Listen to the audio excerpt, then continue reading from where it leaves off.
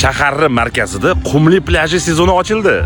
Kun siganda cho'milgilik kelsa, endi toliga, uzoqlarga mashinalarda, probkalarda tiqilib borishingiz hojati yo'q. Mana shahar ichida akkuratni, kompaktni qilib, chiroyli qilib plyaj ochib qo'yishdi.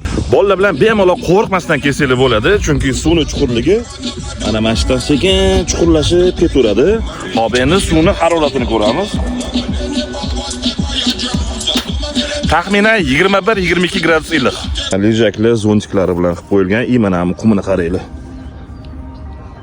Qumlari ham top-toza mana. Hamma sharoitlarni qilib qo'yishgan. Dush deysizlarmi, hojatxona, razdevalka, undan tashqari mana bitta kiyimlarni saqlaydigan joy ham bor ekan. Agar qorninglar ochib suv ichgili kelsa, o'zligini barligi bor. Har xil salqin ichimliklar, fast foodlar bemalol olsanglar bo'ladi. Mana bu kirish narxi pensionerlarga 50% skidkasi bor ekan. Bolalar bilan kelib cho'milishga yaxshi joy ekan. Lekin ayollarga sal noqulay joyi bor ekan. Yana o'zingizlar bilasizlar. Kelmoqchi bo'lsanglar, bu joy Milliy bog'da joylashgan. Lokatsiyasini Telegram kanaliga tashlab qo'yaman.